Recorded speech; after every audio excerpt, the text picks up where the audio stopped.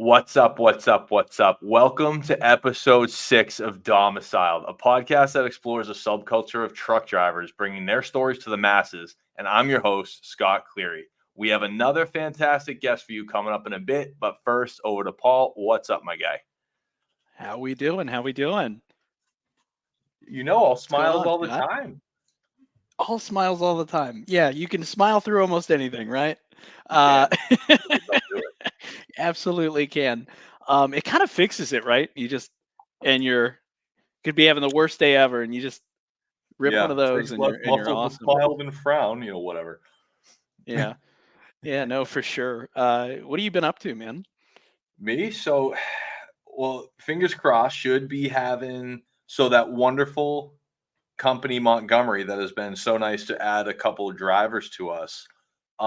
They, as of this recording, so this is coming out, a month from the 19th or the 20th, whatever the date is, the 20th. So this is coming out early September. We brought on Montgomery Transport, very exciting on the Revenova side of things, starting out with brokerage, moving over to Outstanding. fleet later. That's an exciting company. They've been great on this podcast too. RJ's been awesome bringing on a couple of They're the the best. drivers. But I understand you've got a lot of travel coming up, but then a little bit of fun after. Yeah, I do. Yeah, similar to you, had a really great new partnership go on the conduit side. Can't talk Ooh, about it yet, but yeah. I might you have know, overshared. Sorry, Revenova. yeah, no, you're fine. Sorry, Charles. So, um, yeah, doing that, and then I've got a ton of travel coming up. I actually really excited. We're recording this in August. Tomorrow, I get to go to a game up at Wrigley Ooh. for a CSCMP event, and then Mhm. I believe I'm kind of all over the place. I think I'm like back to back in Texas. I'll be in Florida for SWA. Mhm. And then I'm trying to think of what else I'll be at. Do I you think there's also one get called bigger in IFTA. Texas? No, I actually get No. smaller. The heat, I wilt. I go from 5'8", which is probably 5'7", if we're being real, and I shrink all the way down to a pocket size 5'6" because I bend over. So it's great. It's a good time. Um, I've been thinking about getting like stilts Yeah. for Like these moderate or conferences, like right? obvious? No, obvious, Oh, obvious. If okay. you're trying to hide it, like, come on. But like, I just want True. to be able to see above the crowd at these big, like, imagine like a pack expo, right? I would just love to have just a little bit more of this, but Yeah. I'll just throw you on my be shoulders, bud. nice. Just like Oh we were yeah, talking about the Well, backpack, I'll just put you right on the yeah, shoulders. yeah, absolutely. Well, I mean, we were saving that for the bar crawls, right? But yeah, sure. Right. But no, really excited for this week. Getting set up for this, getting set up on this interview here. I'm really excited. Who are we talking to today? Yeah, so we will bring him on sooner rather than later because he is outside right now. He's coming to us outside his rig. Our next guest is an owner up ripping around in a 2017 Peterbilt coupled with a 48-foot RGN. That's removable gooseneck for those at home or not in logistics. You don't know what we're talking about. While listening to Joe Rogan's latest interview, that's typically what you can find our guy Matt Lemmer doing on the road. So he's also a YouTuber tickling the 1K follower mark. So welcome to the pod, Matt Thank Lemmer. you. What's happening? What's going on, guys? Thanks for having me on. I'm just out here hanging out in the woods. Just connecting Great with your views. inner self. Yeah, it's like deer season out here, so Oh. Well, hey, you got the high vis on, man.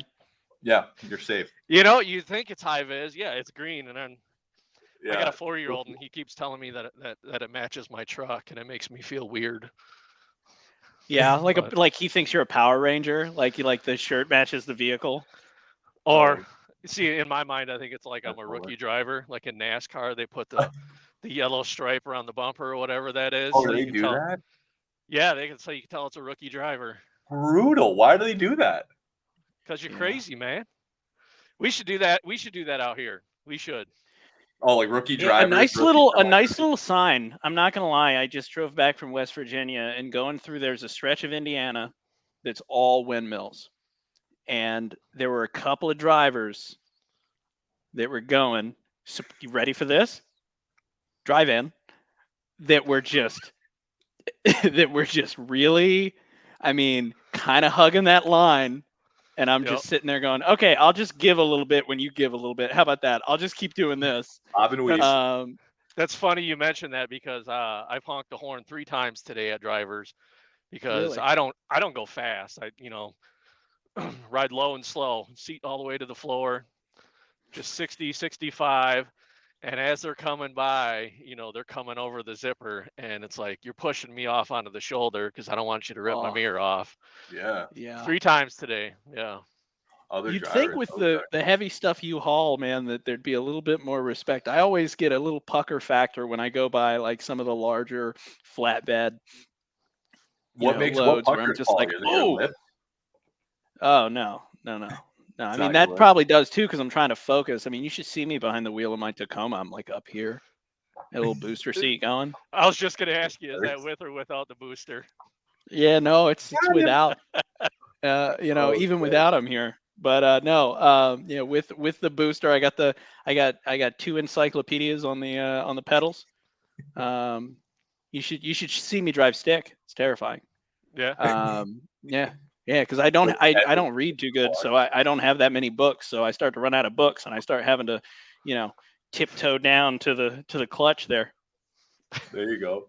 Oh man. So Matt, one thing we always ask folks as Paul's figuring out how many books he needs for his next road trip, not to read, but no, we always ask the folks, especially the drivers, of course, like what got you into it, what got you your start, because it's not a career that's for the faint of heart, especially if you're going to be ripping around with an RGN like yourself. None of those lazy dry van drivers we keep hearing about. No knock to the dry van drivers, just what we keep hearing. But anyways, no, how'd you get into it, man? What started you? Well, you definitely hit a spot there. I started back when I was like 22, 23. Okay. Really before, you're really starting a family and stuff like that. And like you're saying, this is hard. If you got a family, you are gone all the time. And so I got that started about 15, 16 years ago now, not to date myself too much. But yeah. You're still doing all right. I used to do heavy equipment, and then just like operating heavy equipment, bulldozers, excavators, and a gravel pit. And then just one day decided I need to get my CDL because it's going to be, back in the day it was a good insurance, no matter what you did, if it hit the fan, you could have a backup, you could get a job driving a truck, and it was still it's not skilled labor, but it's a decent wage. And so I did that and ended up taking off and going to drive for a mom and pop company. Smaller companies I've always been with. I've never been with like the mega carriers. I don't think I need to mention their names. We all know who they are. But Sure. yeah, so just kind of doing that stuff. Got my, get your feet wet in the flatbed, the dry van, the reefer game, all that stuff. And then always had an inkling to do heavy haul. So I did heavy haul for about 6 years. You're talking like 13 axles, stretch RGN where we could get 60 feet in the belly. And yeah, I've pulled. Were you pulling any of those windmills in Indiana Paul drove by? No, that's one thing I've never done. I've never pulled windmills. I've never had a steerable rear axle. But being that long, with on the back of the trailer, what they call the stinger, and there's a center pin you pull up, and then you got to shim the weights right. And then as you go around the corner, the trailer kind of pulls, and then that rear stinger helps push the trailer straight until it can't no more, and then it starts to drag the tires over. So that kind of helps your trailer. Yeah, it's a very cool. It's a fun deal to back up, but yeah, I'm sure it is. If you can park that thing, I think you can park anything. Yeah, and I've been anywhere from triple pups, right? Yeah. Oof. Yeah, you got. Well, that's considered a triple because you've got so you've got multiple fifth wheels. You're the one on your truck, and then you have what's called the Jeep. It's just a small little gooseneck trailer that hooks onto the back of your truck, and then your trailer hooks onto that. You got extra axles there, so you'd have 3 axles on your drive of your truck, plus your steer. So you'd have a 4-axle tractor, 3-axle Jeep, and then like a 3 or 4 axle trailer, and then 3 or 4 more on the Stinger behind it. Yeah. Wow. And I have trouble going from a Mustang to a rented Jeep Grand Cherokee. I'm like, what is like? It's definitely Yeah. it is definitely a challenge. Yeah. I've been anywhere from like 25 feet wide to 20 something, like 22 feet tall. Oh, Yeah. What are you moving? That's no that bridge big. stories, right? Yeah. Yeah. It's all kinds of stuff.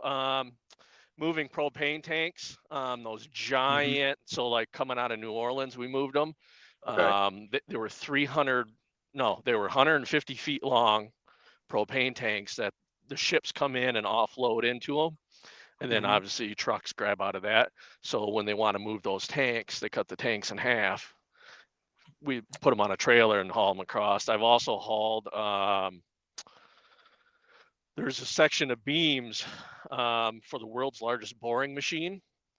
They Okay. shipped it over. They shipped it over from Japan over to Seattle, Washington, because they were going to do the boring. They were going to bore tunnels underneath Seattle for traffic tunnels and stuff like that. So you need a header piece and then 2 verticals. This boring machine can push off of that it needs 150 feet, and then it can start putting out its own legs as it pours the concrete, as it bores, but it has to push off of that set of steel before It digs to and get pours in that concrete. Oh yeah, dude, as they're boring through the mountain, it's forming those concrete walls and everything as it goes. It's a whole machine. So It's a whole machine. Then they just oh come man, behind it and lay the I would road. love to Yeah. find out the local cement guys that got the contract to supply that. No, I would love to see their they're on a faces when ship. they found out. No, they're Huh? on a yacht. They're on a yacht overseas right now. You ain't gonna find them Yeah. anymore. Yeah, because They sold it, they they're made like, their "See ya." entire life. They sold 5 years worth of cement in 2 weeks. Yep. Oh man, can't mix that Yeah. with a shovel. That's Yeah, got to so- come in on a. Yeah. Whatever So, that I he mean- just described, the boring. You get a lot of great experiences doing stuff like that. I mean, it's Yeah. some fun stories, running with state Mhm. patrol all the time and stuff like Yeah. that. But it's a lot of headache. It's a lot of headache. It's Yeah. definitely not a job that you can just hop into without having some experience. Well, there's like specific that's- routes you can and can't take. Of course, you can't drive that quick, turn that quick. I mean, We would run with state patrol and they would shut the entire interstate down. Where No you could way. only go 10 miles an hour across the bridge. You can't shift any gears, and there's no traffic allowed on the interstate with you. So that's when they run them rolling roadblocks. It's because they're concerned that many vehicles on there with the amount of weight that you're carrying. Yeah. It's like watching ice road truckers, but I've got nowhere to bail out to. I'm going Yeah. with it. Jeez, Do they just do that saying. as a team? Is that a team Nope. thing, or how do you, I mean? So you have to abide by all the same Yep. ELD regulation, driving regulations that everyone else does. That Yep. must be a brutal process to get Yeah. done. Definitely. Paid well. It takes probably about 5 to 6 times, if not longer, than it would normally to travel a route. Oh man. I think it took us a month to go with those beams from South Carolina to Washington. Yeah, Which is I you don't can know do that trucks. in a Yeah. week, easy. Yeah. Yeah. Still beats up That's crazy. horse and buggy, but geez, that's crazy, man. Okay. Well, you're also moving 225,000 pounds. So And then how do you fuel something like that? let's go to the gas station. Can you? Yeah, but like, do you fit? Like, are there certain stations you can and can't go? Because like, not every Loves is Matt, right? And I'm just Loves cat, usually whatever. So you've got a plethora of pilot cars with you, and when you're doing that game, you kind of know where you can and can't go and where some good spots are. Usually, when you're that big, it's you set it off on the on or off ramp. You set it down, and then you just drive the truck in. Oh, okay. That You makes just life a disconnect. lot easier. Yeah. That does make a lot of There sense. you go. No one's gonna steal it. I don't know. These days, I the don't amount know. of effort, it would take. You'd hear would that think- thing screaming, trying to pull it. from stop to start. You would think that, but they're getting pretty crafty nowadays. So I live in a town of 3,000 people. Where's that? And southern Wisconsin. Okay, Kind of. Wisco. Oh, nice. Yeah. So 3,000 people. They've got a handful of police officers, and they're always looking for something to do. And just this weekend, I believe it was Saturday night, somebody took a brand new Corvette off the showroom floor. How? Like off the floor. Like how'd they get it out? Yeah. How'd you get it out? Not setting the alarms off. Like somebody knew somebody. 11. Somebody knew somebody. Yep. Yeah, exactly. That's great. So you're up in Wisco. That's awesome. Yep. I'm gonna turn for a second, Scott. You're gonna hate me, but so Wisconsin. I saw that you like to fish. Yeah. Yep. Okay, so I made a first pass at this when I lived in Western New York, and I'm making a pass at it again this fall. Center pinning. I don't know. Have you ever heard of that? No. Right? Darn it! It's such a weird thing. So it's You're fishing. ready to have to fish It's float fishing for salmon and trout and steelhead. Okay. So you're like, you got a buoy that a line's tied to? So you've got a long, probably a 13-foot rod, and I've actually got the reel here, but you've got a reel that it's like a fly reel, but it spins freely like a bicycle tire. You use your hand as a brake, and you achieve a perfect drift to float an egg sack or a jig to catch a salmon or a trout in the colder months when they're eating under the water, not above the water. Mm-hmm. And I've read that a lot of guys do that up in Wisconsin, Michigan, but I'm struggling to find other people that have done it. So I figured it was worth a shot to ask you. Nope. I throw the lines out, put the boat in gear, and just start dragging. Oh yeah, see, you're trolling, man. That's if I drove a big rig, maybe I'd be able to afford a big boat. But you never have trouble pulling the boat though. If it can pull something like that, it can pull what your boat is, right? Right. But yeah, so what? You just bass fishing guy, pike guy, lake trout? Normally with the kids, we try to go pan fishing and stuff like that. Oh, that's the best. But lately, I've kind of changed course. I want to try to get walleyes. I want to try to nail walleyes down. And I got one the other day. I was so excited about it. I bought a new bait caster for it, and I'm like, oh, we're all going to be a setup. And I actually got one, but it wasn't big enough. It was 14 inches. I was like, it was fun for the kids. 14 inches is adequate. Regular size, nothing right, to contribute, so I threw a dirty joke in. Sorry. Yeah, completely normal size. Yeah, but that's the fun thing about fishing. Yeah, it's all about how it swims. Yep. But no, it's I think about like fishing in general. I think there's a lot of kind of pour over into everything else in life. It's just like you have so much like victory feeling out of getting to fish, even if it's not the right thing, but you targeted it, right? Like anyone can go out and fish, and you could scale down and scale up to catch a bunch. You could catch 35 bluegill in a day, right? But if you walk out there and you're like, I'm going to go catch bass, and you go up to a very specific area and fish a very specific way, and you catch a couple of them that are about 2-3 pounds, you start going, oh, I did what I came here to do. I'm onto something. Yep. Yeah. But no, I figured I had to ask you. I had to nerd out for a second. I have never heard of that. I've heard of I believe what I've heard of float fishing is almost like some states it's legal. You can tie a line to like a milk jug or something like that, or a buoy that can float, and you let that line suspend in water, and then you just come back and you check it. There you go. You'll see the buoy. It's just a hook and line, and usually it's catfish and stuff like that. I was gonna say that's catfish and all those bottom feeders. That's what that is. But hey, good tasting fish, in my personal opinion. But so living in Wisconsin, driving around, from what we a little bit we chatted about earlier, sounds like you're mostly in it for yourself at the moment. That's correct. In it for you're myself. Like working for yourself? Owner op. Owner op, yeah. So I am the wonderful owner operator, and it's going to ruffle feathers when we start talking about owner operating. and Let's being a lease purchase truck driver. Okay. There it is. There's a hot topic. Yep. Some Let's guys hear will it. say some guys will say you're not an owner operator because you're a lease purchase operator. But and then you always ask the question. So when I bring it up, it's all the expenses to the truck are mine. The truck is mine at the end of the payments, just like I bought the truck from the bank.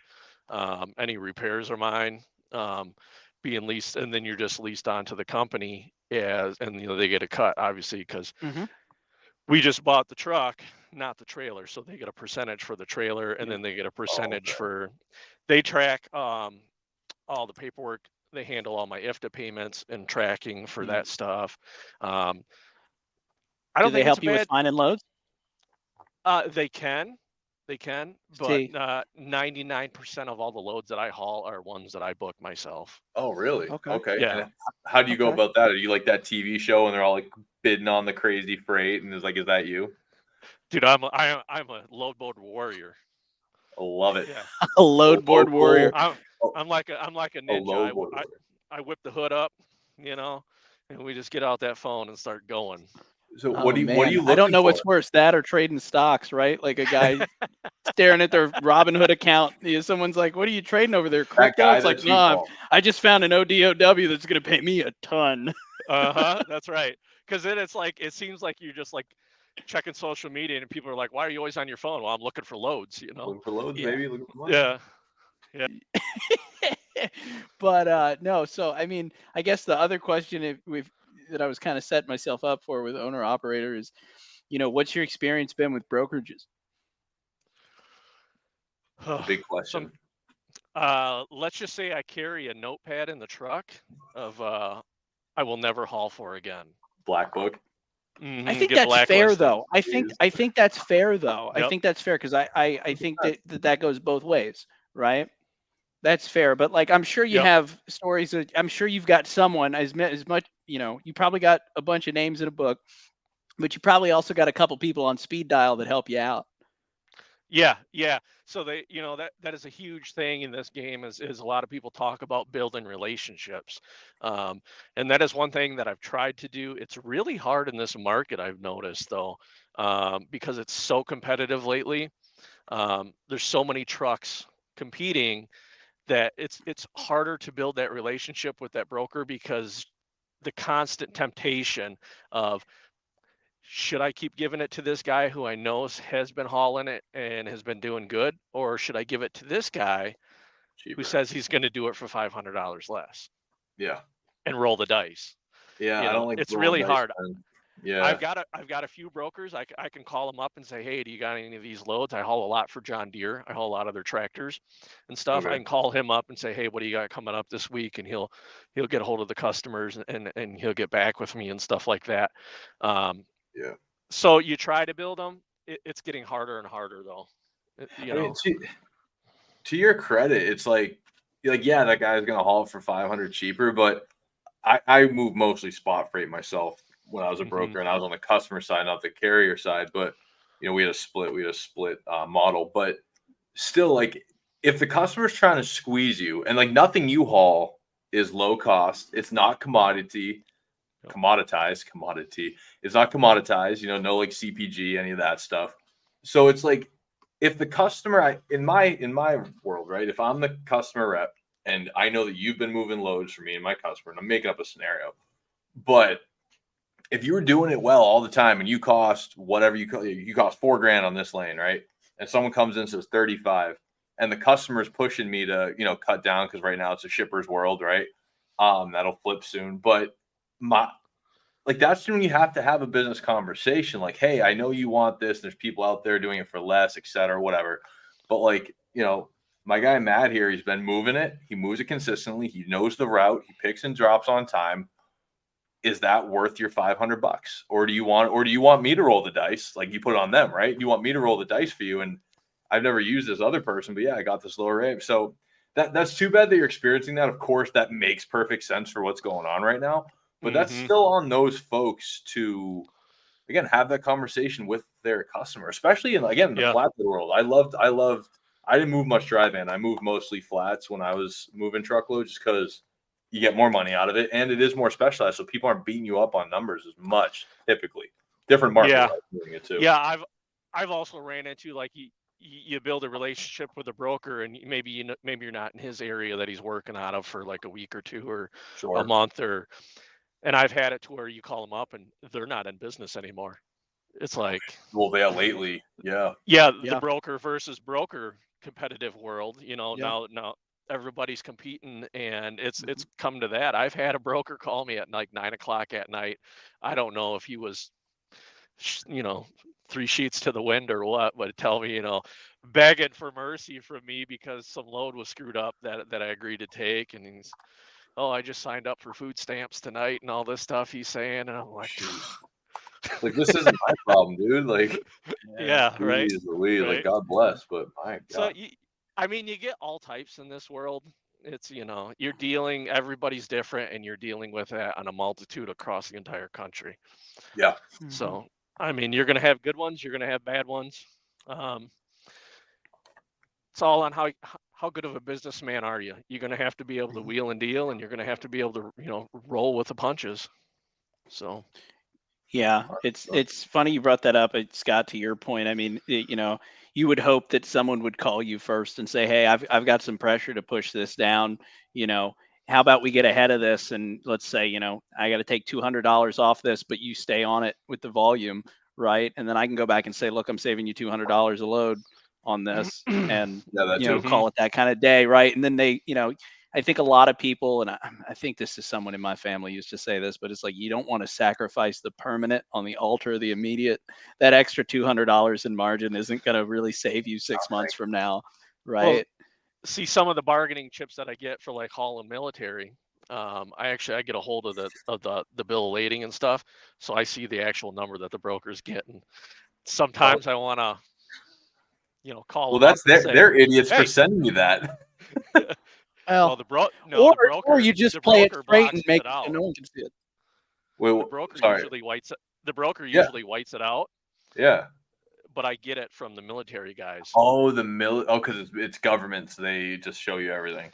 They give you the paperwork when you pick up the vehicle. Yeah. Because we're usually not picking up at an office building. We're picking up, in a big gravel lot off of a base somewhere or something like that. It's usually they're just shuffling paperwork out to the truckers, and if you know where to look for it, it's on there. Yeah. So. Yeah. So anybody listening, if you're moving military freight, maybe be as transparent as possible Do you ever with make your a call folks, or back they might like, not want to work for you. that $6,000 rippy you just made, we're gonna make it 4, and I'm gonna make it Yeah. 2. I've never brought it up because I've been kind of keeping an eye on it, and I've noticed that the brokers I've been working with relatively have been staying around like 25% for themselves. Well, that's not bad then. It's not bad. We all For need to something like make that, money. yeah. Yeah, we all need to make money. As long as it doesn't crest over like 50, if they're getting 12 grand and they're telling me they're only moving it for 3, like, hey, let's be fair about who's paying for the fuel here. Yeah. Yeah, seriously. Yeah, like Yeah. if there's any detention, like you're paying all of it. Yeah, right. There is Yeah, no no on kidding. that. So what is so you're talking about being the low board warrior, and of course, like you've got some government stuff, some John Deere stuff, but outside of course, bang for your buck, like what else are you looking for when you're on the boards? Like what catches your eye? What do you say no to? And again, like cost aside. I mainly watch. I have a dollar set amount that I need to make a week, so all week Sure. long I'm trying to, I'm keeping a mental tally where I'm at and kind of what I need to look for at the next to kind of meet that weekly goal. So I'm kind of looking at that, number one. Number two, I'm looking at the location it's going. I'm not so picky with that as much but you got to keep in mind to where you're going. Yeah. If you're going to Timbuktu, you're not getting out of there, Yeah. so you're you gonna got to be conscious of that. Then like the next thing I look at is like the dollar per mile. What is this breaking down to? And that's mainly because I know exactly what it costs me per mile to operate this truck. With fuel, paying myself, putting stuff away for maintenance and that sort of stuff. So if it meets all those criterias, Yeah, I'll probably give a jingle on it, as long as they're not in my black book. Yeah, exactly. Yeah, What times gets them aren't on your tough black enough book? yet, right? Yeah, So exactly. I've had a few get in the black book. Either they call me Yep. constantly. They'll call me like 4 or 5 times a day, For and tracking. with tracking. And they'll call me, and there'll be like 4 or 5 different people that call you from the same office, Yeah. asking you the same stuff.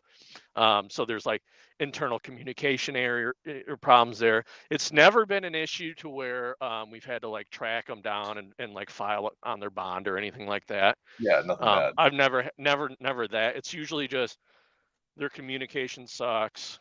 On this load actually here, the funny part is I already had this truck loaded up. Mhm. And as I was sitting there, another driver showed up with the exact same pickup number. Oh no. You're So like, sorry, loaded. this broker might be going on my watch list, I was gonna say you got the load, so you're good, but now you've got to write like pickup number question mark, and that's how you know like no one else got this tender, right? Jeez. Yeah. So I like it. I prefer it, because being in the trucking industry, you're scrutinized so much by the DOT. Everything has to be in order, perfectly in order, otherwise you're in trouble. Mhm.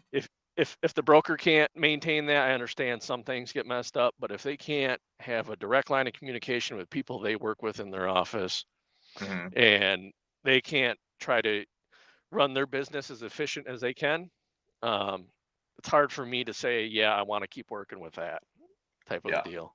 I don't know. Call me Makes sense. bougie, I guess. No, man, you got to do what makes you comfortable. You got to do what makes you comfortable. And actually, Paul brought this up last episode. Um, we were talking to a couple of drivers from Montgomery Transport, and both said pretty similar things around like if they're all flatbed, right? And if they don't like something, all they have to do, there's 3 words they say. They call their safety department. They say, "I don't feel safe." So 4 words, and then like they like hands off. They won't do a thing. Like the Montgomery won't make them do a thing. So it's not bougie, man. Like your safety comes first. Like in your case, you're an owner op. We're saying owner op. Forget all those haters. Owner op. So like you have to do what makes you comfortable. What like makes gets you your money a week, like you said, keeps you fueled. That monster right there, got him. That's the OG flavor too. This guy. Huh? Um. No, that's It's reserved. Pardon. Sorry. What is that? dreamsicle. Dreamsicle. You're just in a Bougie. trance. You're just in a trance until you get the delivery. Yeah. I think before Oh, you'll like this. You guys will both like this. I got a message when we were prepping up for this. A friend of mine was like, "I've had 5 16-ounce energy drinks today," and I was like, "Which one?" And what? they sent me the one, and I've had one of those. I've actually had a quarter of those, and this is coming from somebody who used to drink 4 Red Bulls a day. Like there are people that Oh, know me that are like your used to poor watch kidneys. me crush. Yeah, right. My poor kidneys. Yeah. So I did the math. That's like 4K, 2K milligrams, It's 2,000 not milligrams of caffeine. And he's like, I feel awful. I'm like, yeah, like that's what happens. Like there are consequences for actions. Yep. I think that's really good. funny. But yeah, Didn't he say those he things. didn't know his brain could feel this way? Yeah, he said I didn't know my brain could feel this way. I was like, yeah, no kidding. Like that's yeah, It's about to explode. kind of like it's kind of like eating a Oh ton of man. food and being like, man, why am I sleepy? Like like a big Yep. Italian dinner on a Sunday Yeah. night, and then you're like, why am I asleep already? Or God forbid, like you have the barbecue cookout. I mean, I'm sure you do some stuff like that with your kids, right?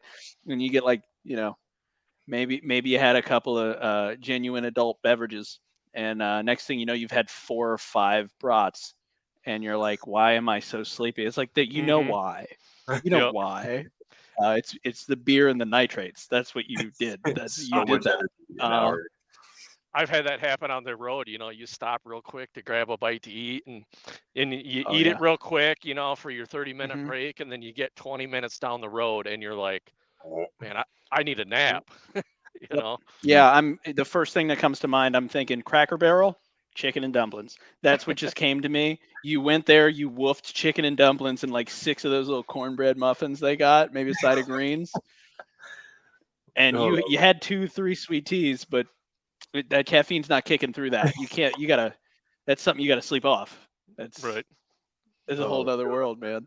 But yeah, so earlier I noticed when you got out of your cab, you were telling us about your truck, and you kind of, when we were talking before this, you shared a little bit about what kind of truck you got. Um, Is and this I happen is this when you wanted me to trash on all the dry van drivers? No, Oh, maybe. I didn't oh, want you Free to. I'm form, trying free to form, figure out. whatever You're you putting want. words in my mouth. I want to understand what the battle is about. I don't I mean, I get, like, like I fish, so like I know, like Specialize. I I fly fish, so people are like, oh, some of my friends at Bass Fish are like, oh, that's what is that? You're flinging it around? Is that your wand? Like, I mean, I get that, Wingardium but like I Leviosa, got, like Harry Potter. yeah. hmm Yeah, stupefy. Yes. But no, I mean, I definitely want to understand that. But I also happen to know that you're sitting out there right now with that beautiful backdrop, and I know you're standing right back next to your truck. I'm wondering if you'll show us what that looks like and tell us a bit about what you're hauling and how that works. Anyone on yeah. There's Spotify, sorry for your troubles. YouTube is the way. yeah, yeah. Get with the times. Yeah, there's actually a guy rolling in right now. So what we run is a 48-foot RGN. Um, got 20. It's like 28'6" in the belly. Mhm, This isn't a stretch. Obviously, mhm. military truck. Yep. Um, this is a brand new trailer, actually. It's only got about Looks brand new. 5,000. It's got about 5,000 miles on it.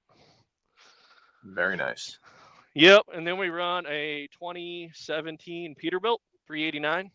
Your shirt does You match. weren't kidding. That does match, man. Your kid was right. There's a B right there. Oh. It doesn't match. I mean, So yeah, it's close. It's cool though. Dude, I that's a love the mon- Peterbilts. Those are my favorite bodies. it's a big money pit. I mean, it's two grand for that bumper. It's Yeah. ridiculous. But we got all the color changing lights on, and Hell yeah. Oh yeah, man. yeah, it's Yeah, I mean, nothing that super fancy. bumper's shiny. But as you can tell, you can see where I'm parked. This is the party row. Yep. Oh. We don't hang out with those people. We don't hang out with them. Oh, there it is. Sorry, Kiersey. We hang out back Oh, here, so no. we can just run our truck if we have to. But most of the time, we hang out with the windows open. Try to save on that fuel, But Yeah, but yeah, That's it's awesome. it's a decent rig. I mean, I get people talk fuel mileage in this game. yeah. With a drive van, they're getting pretty good fuel mileage as long as they're running decent. I've heard of guys getting anywhere between 10 miles to the gallon. I get about 6.5 with mine on average, about 6.5 That's to like a tow truck 6.8. though. Like that's what you Yeah, see in a tow truck, like, in the open deck market, you're really not going to be super aerodynamic. It's what it is, especially when we're oversized. mhm. So that's definitely something you gotta keep in mind when you're bidding the load. I'm not getting the fuel mileage that everybody else gets, so maybe I gotta go a little bit slower, type of a Sure. deal. Mhm. But yeah, it's a good rig. I mean, I haven't had, knock on wood, I haven't had too many issues with it. There you go. Yeah, it's got What, a so what Cummins. you It's no, got a sorry, go ahead. Cummins in it. It's got the Yep. Cummins in it with a 13-speed manual. Oh, So, okay. yeah. So 13-speed manual is it two gear shifts or is it one just with 13? Maybe silly Uh, question. Because I know some so have two gear shifts. you run through your basement. Mhm. It's called the basement. It's your 1 through 5. Mhm. Yeah, 1 through 5. Flip it up and high, go Yeah. back up, and then you could split your top Oh. end. You got a splitter on the side. Oh, okay. Yeah. So there's a button you flip and that changes over to the next set, even though you're running Button. through the same. Yeah, the button on the front is your low and high range, and then you got your side button. Usually hit it with your thumb. That's your Okay. splitter. No So kidding. your top end gears are each hole is 2 gears. Yeah. Yeah, makes sense. Cool, because I mean, I drive a manual myself, but like that's just like when you get with trucks, it's just so different, so wild. Like that's really cool. And I've seen some where they have, I think it's probably old school. It's got the two different Twin sticks. Twin sticks. Yeah. I have no idea how to do that. Those guys are magical. I could not. I've heard stories of guys. Some one shift you have to use 2 hands to do it. Yeah, I've heard of guys they put their arm. Bolt.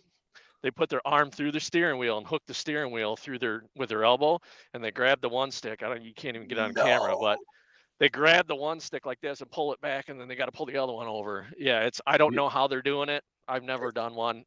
And is that an old school? Is that old school, or is that just a type of rig? It's old school. That's old school. That's old school.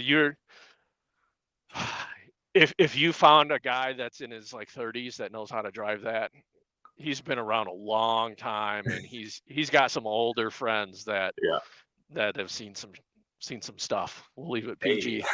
There you go. Don't have to get that explicit sticker just yet. No. Yeah.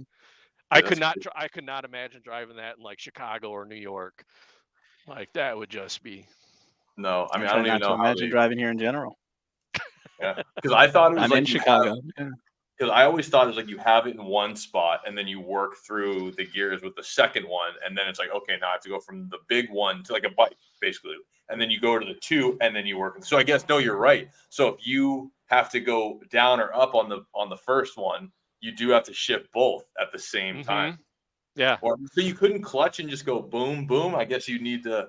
That's crazy. Yeah. I've never done it. I've never done it.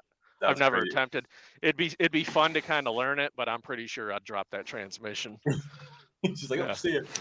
Oh man, especially with the weight you're pulling too. Jesus.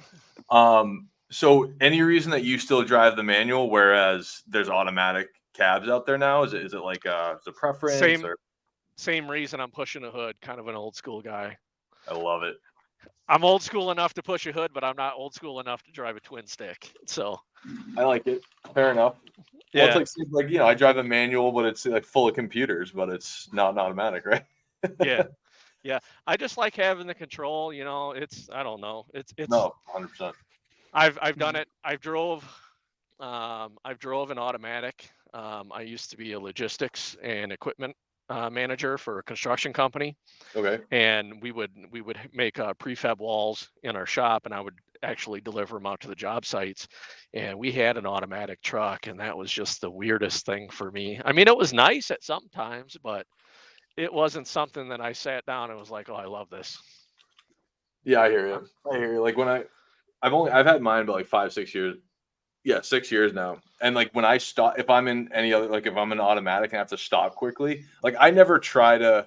Actually, no. Now I'm getting to the point where, because I drove automatic before this, if I have to stop real quick, my left foot will hit too because I'm looking for the clutch, or if I'm slowing down quick, like around a turn, like I'll like reach over to the gear shift to like downshift. I'm like, oh, I don't have to do that, but it still feels weird. Like I feel like I'm gonna start jumping. How many times have you done that in your car though? I've done it. Oh, like forgotten in my manual? I've gotten out of my big truck and then get in my car and go driving and then take your left foot and put it like you're reaching for a clutch. Yeah, like I said, if I have to stop, if I have to stop quick, that's usually when I'll do it. Or like so like when I was in the automatic, I would be worried that I didn't put it in park because you don't put it. I don't leave it in gear. I put it neutral and throw on the e-brake.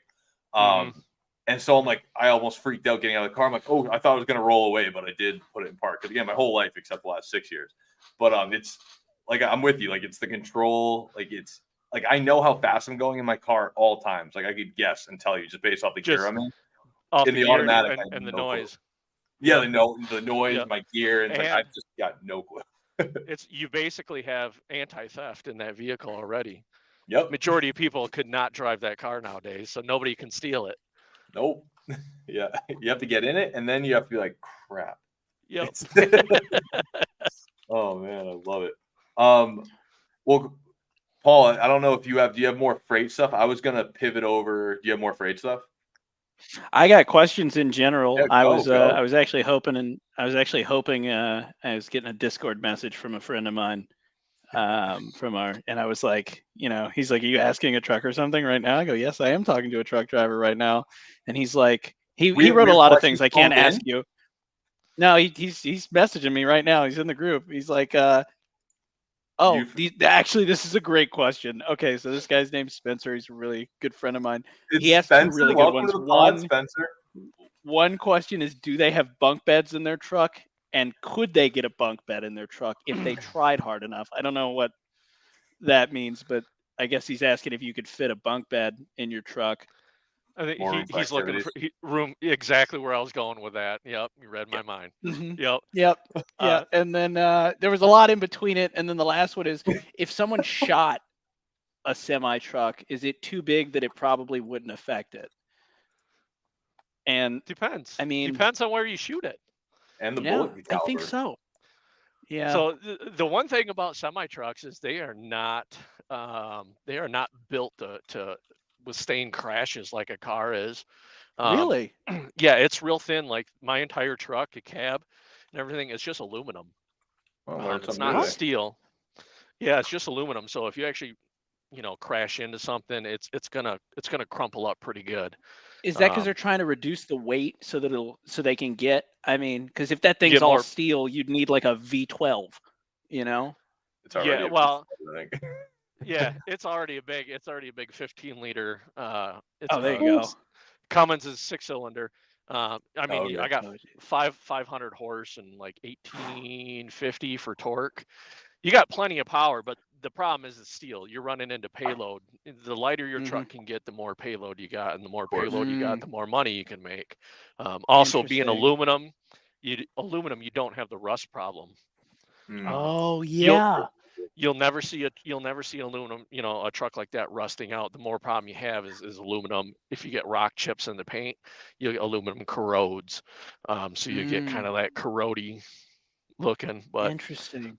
yeah, So it won't rust, That's but if you crazy they crash, it trade looks that like an off. accordion. Fair. Yeah. but I mean, if you shot it, I mean, just like anything else, you shoot the radiator, it's going to stop. Right. I wouldn't recommend it because most truckers have some sort of defense with them, and usually they'll shoot back. Yeah. I was gonna say. Oh man, it's either Vlad in Chicago, Pedro down in like Texas, or it's a Southerner. It's like there aren't like Also, if stereotyping, but let's be honest. if you did shoot it, you're going to make them pretty upset, and I'm pretty sure your car's not going to win when he puts it right No. into you. Yes. Yeah. Spencer. Yeah. It might be aluminum, but it's it just I was never good at the physics piece, but I imagine heavier with aluminum beats smaller with steel. Yep. Which then again, they're not steel though; they're plastic. Most cars are Yeah. plastic, so I Yeah. think it's like rock paper scissors. Aluminum beats plastic. Yep. So Spencer, when you Ask, hear this, ask for don't do bunk it. beds.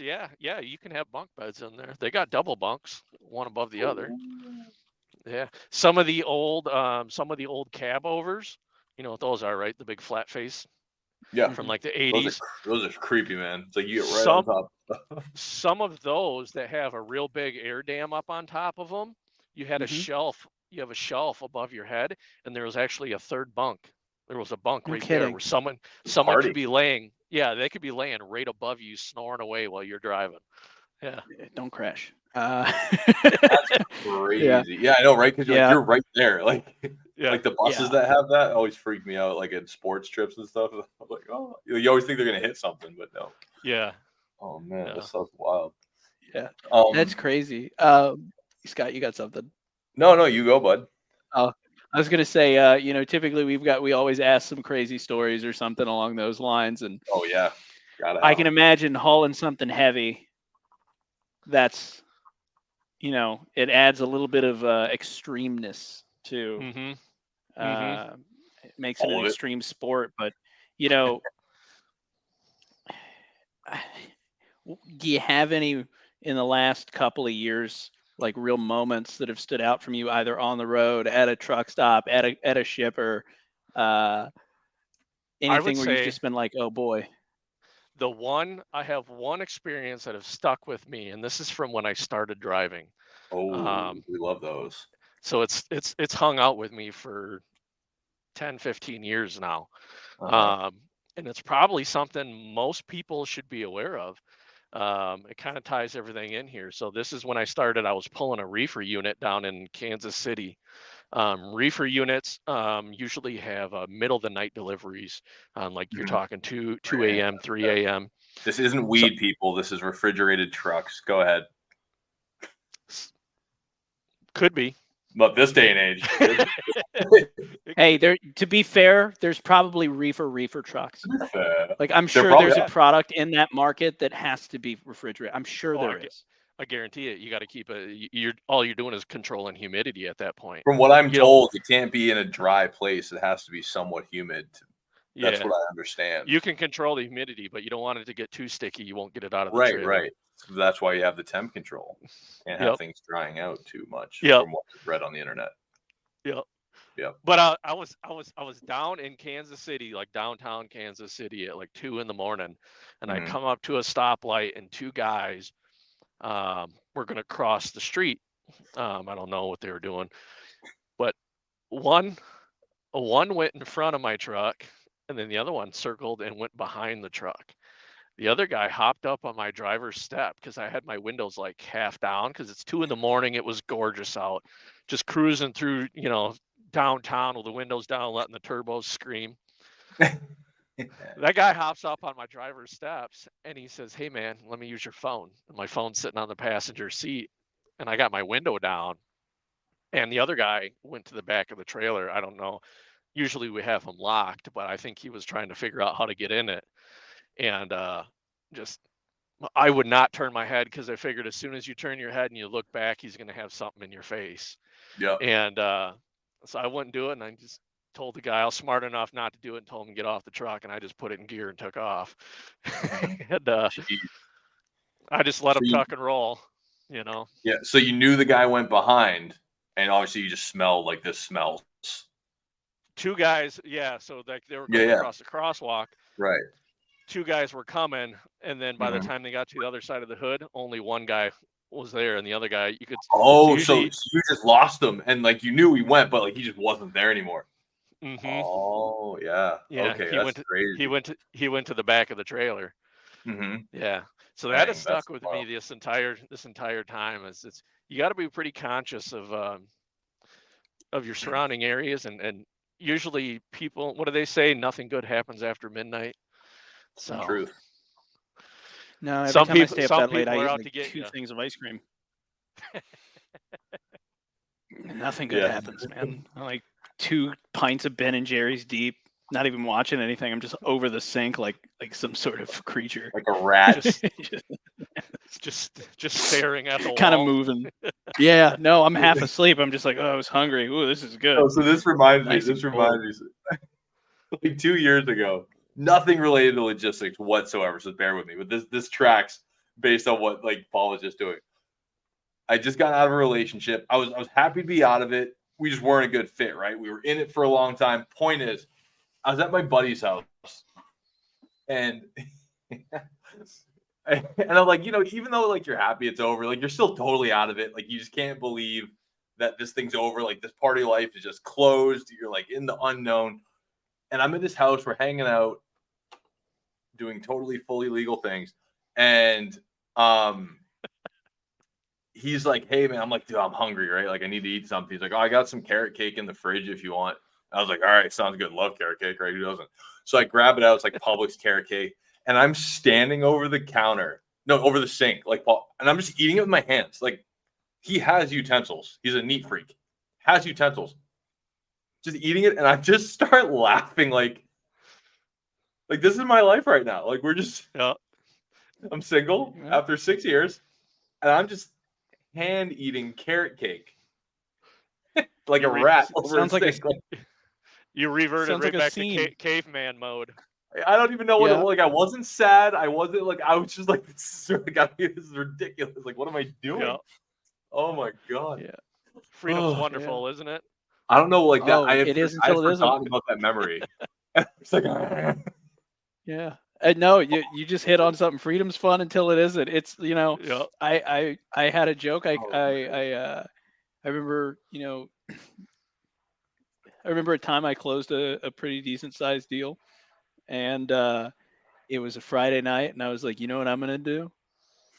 I'm 25, 27. I'm like, you know what I'm gonna do? I'm gonna play video games all night. I'm gonna order Wasn't it just like last like week, Paul?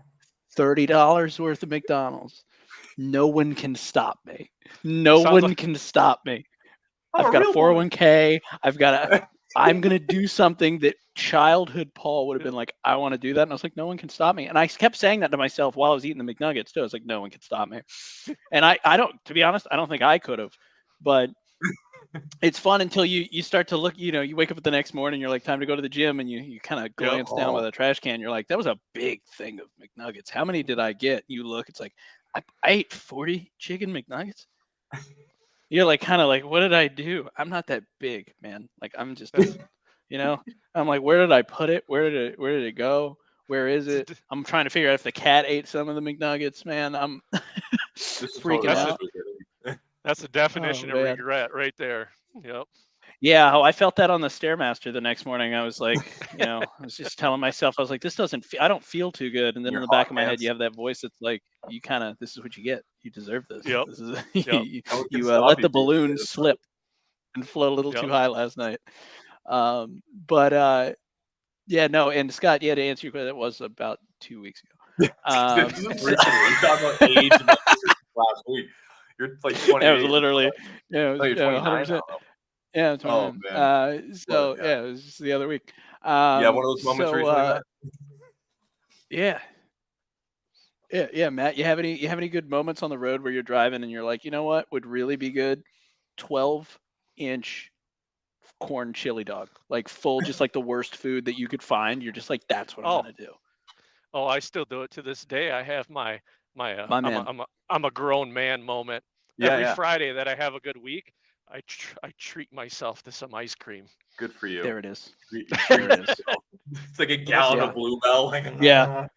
No, it's the good stuff. I have a feeling he's got good taste. He's picked a really nice truck. He's got a really good trailer, brand new trailer. I have a feeling. What's the go-to?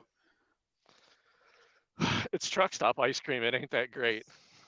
It's just you go on volume then, or you just get quite a bit of it? I just get a little thing. Like you got to watch your weight in these trucks. Yeah, you get a little thing. Yeah. You got to watch your weight in these trucks. You mess around and you hit a weigh station, you get a fine. Paul. Was that FAFO? Yeah. Yeah. I got the first two. F around and find out. Oh, never mind. I missed it. Completely missed that one. Oh god. You start chugging gallons of ice cream down, and it's gonna be a good time getting out of that truck. Oh, dude, you're gonna have to get out like in the middle of this interstate, and there's nowhere quick. Yeah, God forbid that happens during safety week. They're like, hey, do you realize you're about 315 pounds overweight? Yeah. And you're like, me personally? Hold on, they're like, no. Yeah, hold on. If I get out of the truck, does that still count? Yeah, right. Oh, that's too funny, man. That's really funny. I still, going back, I still can't believe someone attempted to rob a refrigerated, or at least allegedly may have tried to rob a refrigerated unit. And then I'm thinking to myself, like, if there was a deadbolt or serious lock on that, I mean, if it was one of them little pewter seals, that's a different story. But I imagine there was a seal on there, and there's a seal, there's a padlock on it. Yeah. There's a couple things on there. That's kind of a standard ops nowadays. But you still see videos of people doing it, like just at stoplights.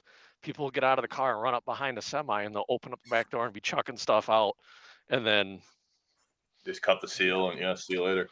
Total loss. Total loss. Total loss. It is a total loss, because when you show up to the receiver, they see you got missing items or whatever, and the seal's gone. If it's food grade, it's done. Sometimes it's just if the seal's gone. Now, because a lot of stuff, my understanding is if that seal is broken and it's something that is food grade, the amount of effort it would take to test everything would destroy the product. So it is a total loss, period. Yep. And they don't care. They're like, nope, because a recall is not a joke. And like, but then you hear other stories about. And the sad part is that falls in onto the trucker and the trucker and company, Now that's tough. Your insurance is going to have to pay for that entire load, and the driver's probably not making any money. Mhm. It's a tough world we live Yeah. in these days. Dude, we And were they just got talking these about it brand before you new got on. premiums to pay too. Yeah. Crazy, man. Oh man. So what, I always try to make sure I get a little bit of um, the thoughts of people we work with to say, hey, if you were talking to folks that were younger, that were looking at this, say they're 18, 19 years old, and they're, I think we were all there. I think every guy had that moment where they were like, oh, what am I going to do? And then there was a voice in back here like, maybe the military, right? I think everybody had that moment. Every Either. guy had that moment where they were like, it's only 16 weeks of that, and then I can just go, I don't have to be like, I don't have to carry, a weapon, right? Like I could just be a motor pool guy or something. Right? Everybody thought that, I think, at one point. And if there's someone out there that's like looking at options, what would you say to them about trucking? Don't do it. Oh, Run. really? Run. Don't do it. Run. McDonald's pays more than we make now. Depending on the state, right? It's crazy. You're breaking my heart, man. You're breaking my heart. It's there's so many trucks in this market right now. I mean, it's a good backup to have. Having your CDL, you don't necessarily have to drive over the road. I think if you were young looking at getting your CDL, that's a great thing. That's a great tool to have in your pocket. You can always do local stuff to where you're home every night. That's a great job to have. Hauling. I used to haul fuel. If We you talked don't to a few mind, about it. Yeah. if you don't mind, every day that there's a chance you may explode, it's not a bad option. It's good money. But your home, local stuff like that, I would say that's great. But the benefit of having that would be a lot of your local companies, they can't find anybody with a CDL nowadays. Really? And some of the equipment that they're driving and operating may require a CDL.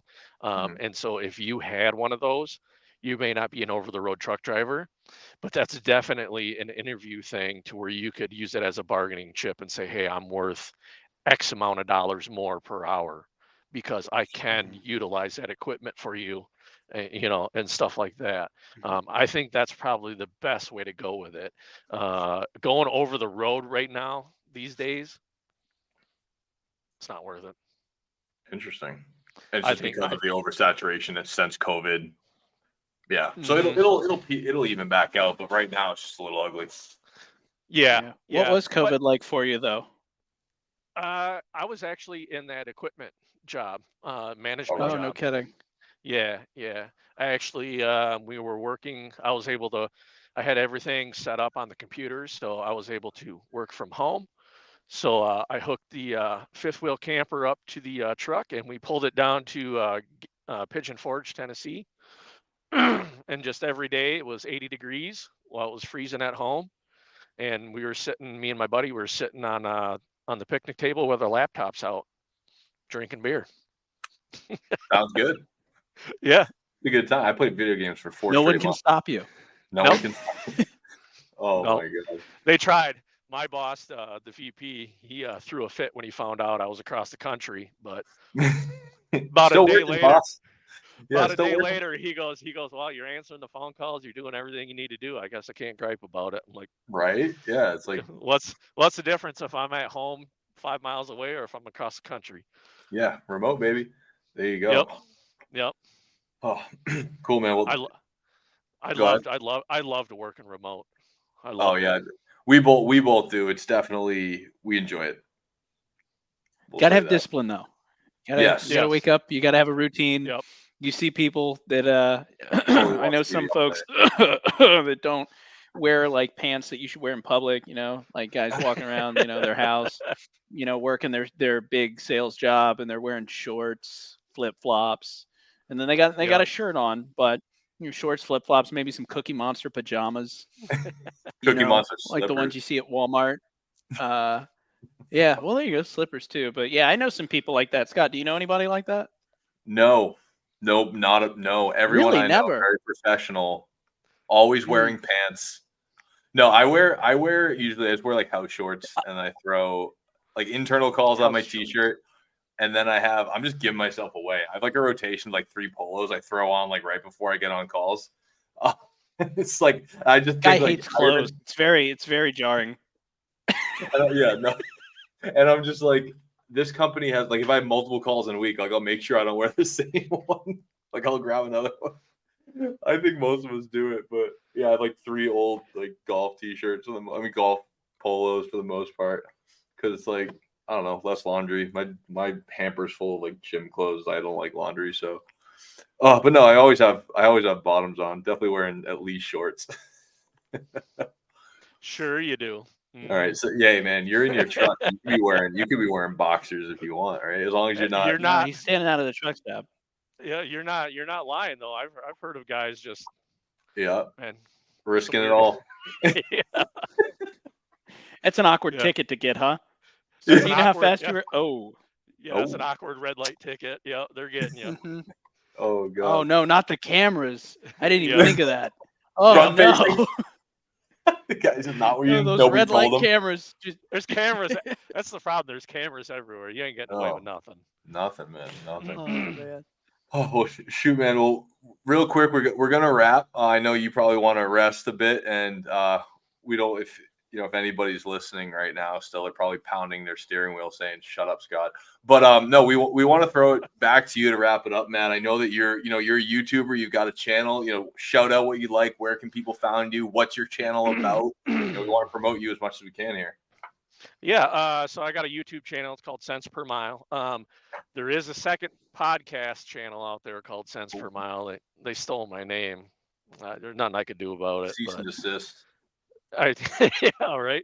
But yeah, you can find me on YouTube. That's the only one I got. I actually got rid of all my other social media. There's just too much nonsense lately. Agreed. So I just kind of run solo out here and just cruise around. You see a big old green Pete running around. Don't hit me. Stay out of my way. Give me some room for my mirrors. Don't And come across the line at me when you pass me. Exactly. Yeah, And there's anybody the episode listening, name that's right there. Yeah, and that's cents per mile, SENSE per mile. And then Paul, what'd you say the episode name's gonna be? I like Don't it. hit me. Don't hit me. That's what he Yep, just said. He it's gonna said, "You happen. see me, don't hit me." Episode 6. You can see me, don't hit me. Good stuff, man. Well, hey man, we really appreciate your time. This has been great. As soon as thanks for having me. Oh, our pleasure, man. Like we said, we just really want to get the stories that you guys have out there. You run the country. Without you guys, we got nothing. So, we're starting small. We want to mainstream this thing. So get over to YouTube, follow Matt at Cents Per Mile. Good Awesome, stuff. All right, cool. One second. Let me kill this recording. I put it in full screen, so now I don't know what's happening, and I'm recording myself being ridiculous. All right. It's okay.